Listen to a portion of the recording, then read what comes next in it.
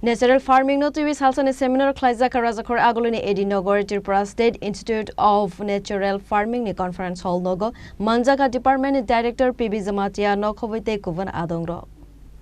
Asalo natural farming no TV khlaija seminar abo haikeno hobar khlaine rogni dalbidal jengjalno TV busajaka koklam abo haikeno manjaka kabangkok natural farming khlaine rog আমাদের যে regional centre for organic and natural farming সংক্ষেপে RCUNF Imphal তারা আজকে এক দিবসীয় আঞ্চলিক conference on natural farming তো সহযোগিতায় আছে আমাদের Tripura state institute of natural farming আমাদের এই স্টেট এগ্রিকালচার রিসার্চ স্টেশনের মধ্যেই তো এই যৌথ উদ্যোগী আজকের আয়োজন এখানে উপস্থিত আছেন আমাদের যে deputy director of agriculture superintendent of agriculture selected sector officer কৃষি সখী এবং যারা ন্যাচারাল ফার্মিং করছেন কৃষক ওনারাও উপস্থিত রয়েছেন আমাদের regional centre for organic natural farming থেকে আগত জুনিয়র সায়েন্টিফিক অফিসার ডক্টর আমাদের প্রবীণ কুমার বাটলা সাহেব তো আজকে মূলত ওনাদের যে গত বছর থেকে যেটা চালু হয়েছে ন্যাচারাল ফার্মিং ত্রিপুরা রাজ্যে প্রায় 5,550 হেক্টর জায়গায় 13,850 জন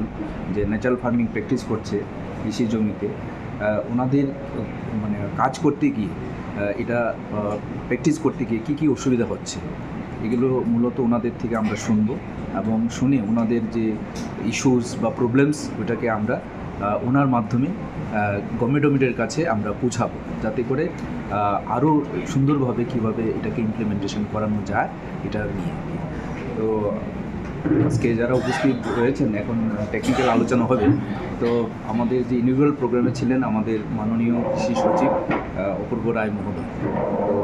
অন্যান্য ছিলেন এখানে তো ইনিউরাল প্রোগ্রাম তো হয়ে গেল এখন টেকনিক্যাল সেশন হবে আমরা আমাদের কৃষি সখী যারা আছেন আমরা পুরস্কারও দিয়েছি মানে প্রত্যেক ডিস্ট্রিক্ট থেকে একজন সবচেয়ে ভালো কৃষি সখীদের আমরা সম্মাননা করেছি তারপরে কিছু ক্যাশও দিয়েছি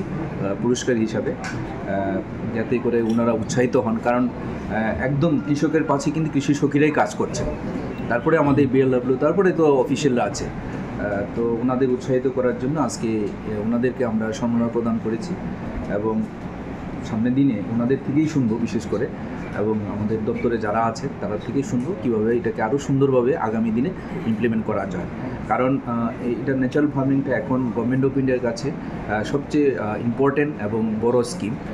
আমরাও ত্রিপুরার যে 111টা ক্লাস্টার নিয়ে চলছিল এখন আগামী বছরে আরও যুক্ত হবে নতুন ক্লাস্টার যুক্ত হবে নতুন কৃষকরাও যুক্ত হবে কারণ ভবিষ্যৎ আমাদের যে প্রকৃতির ভারসাম্য তারপরে আরও উৎপাদনশীলতা মাটির সুরক্ষা খাদ্যের যে সেফটি তারপরে মানে ন্যাচারাল ফার্মিংয়ে আমরা কস্ট অফ প্রোডাকশন কমানো যায় যাতে করে কৃষকের আয় যাতে বৃদ্ধি পায় এগুলো নিয়ে আজকে যে মুখ্য উদ্দেশ্যগুলো নিয়ে আলোচনা করব मैं doctor Praveen Otla junior scientific officer regional centre of organic and natural farming Imphal government of India ministry of agriculture आज भारत सरकार के तरफ से हम लोग अगरतला में state agriculture research station Agartala में एक 1 day national regional conference on natural farming आयोजित किया है भारत सरकार के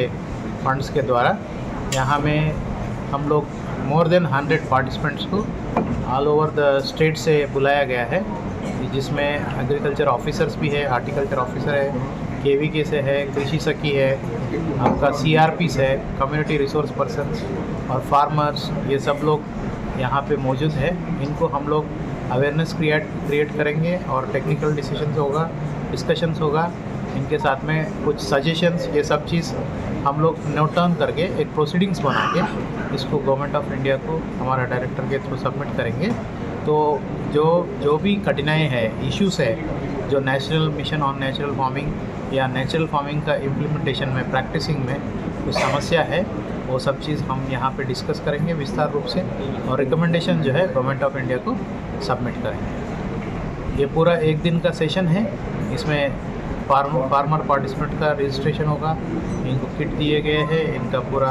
जो है कार्यक्रम में लंच ये सब चीज़ भारत सरकार की तरफ से हो रहा है। Thank you sir. आपका परिचय नाम, शुभ नाम? हाँ, डॉक्टर प्रवीण उटला,